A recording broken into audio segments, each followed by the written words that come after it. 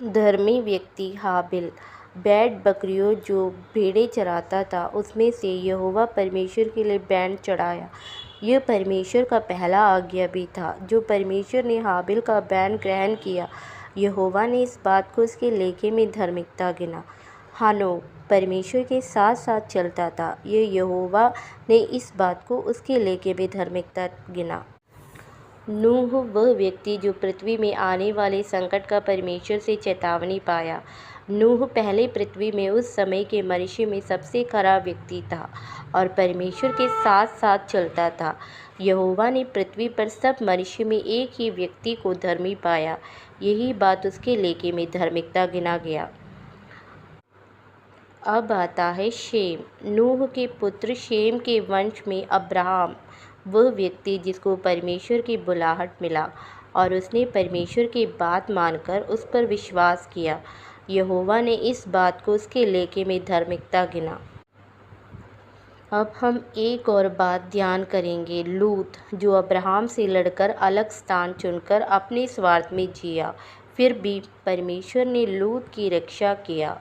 क्योंकि सदोम और गमोरा एक ऐसा जगह था जो पापों से भरा हुआ था और लूत इसमें मन में बहुत खेदित था और उनके बुराइयों से बहुत दुखी था। और जब सदोम और गमोरा को नाश करने पर था, तब वह दो दूत लूत के घर में अतिथि बनकर आए और लूत ने उनका आदर के साथ स्वागत किया। ये यहोवा ने इस बात को उसके लेखे में धार्मिकता गिना। इसी प्रकार जब यीशु मसीह अपने वचन सुनाते थे तो यीशु के जो चेले थे उन्होंने उस पर विश्वास किया और वचन को ग्रहण किया, जिससे वह धर्मियों में गिना गया। और वचन कहता है, वह मेरे दास नहीं, अब से तुम मेरे मित्र हो।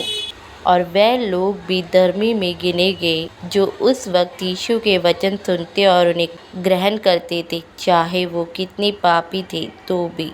इसलिए परमेश्वर कहता है, हे परिश्रम करने वालों और बोझ से दबे लोगों, मेरे पास आओ, मैं तुम्हें विश्राम दूंगा। तुम्हारे हृदय को पत्थर का दिल हटा के मांस का हृदय दूंगा। याकूब और एसाव। एसाव वनवासी चतुर शिकार खेलने वाला था और याकूब सीधा मनुष्य था, अपने तंबू में रहा करता था। एसाव के पिता इसहाक एसाव जो शिकार करके ले आता था उसका मांस खाया करता था और उससे प्रीति रखता था, लेकिन रिबका याकूब से प्रीति रखती थी। एक दिन एसाव शिकार करके थक कर अपने तंबू में आया, तब याकूब भोजन के लिए दाल पका रहा था। तब एसाव ने याकूब से कहा, याकूब ने जो बनाया है उसमें से मुझे कुछ खिला। याकूब ने कहा, खिला दूंगा, अपने पहलौठे का अधिकार मुझे दे दे। एसाव बहुत भूखा था, इसलिए उसने बिना सोचे समझे उसे शपथ खाई और पहलौठे का अधिकार याकूब को दिया। उसने अपने अधिकार को तुच्छ जाना। इस प्रकार याकूब को परमेश्वर का अनुग्रह मिला, क्योंकि वो अपने काम से डटे रहता था और अपने पिता इसहाक का आशीर्वाद याकूब को मिला। अपने पिता इसहाक का आशीर्वाद याकूब को इसलिए मिला क्योंकि एसाव ने पहले ही पहलौठे का अधिकार खो दिया, जिससे याकूब एसाव का आशीर्वाद धोखा देकर लिया था। तो भी वह इसलिए हुआ क्योंकि पहले से परमेश्वर का अनुग्रह याकूब के साथ था। जब याकूब और एसाव का जन्म हुआ, तब परमेश्वर ने याकूब को आशीर्वाद दिया था। ध्यान करो, यहाँ पर परमेश्वर पहले से ही सब कुछ जानता था, क्योंकि सृष्टि परमेश्वर का है, उसके जाने बिना कुछ नहीं होता।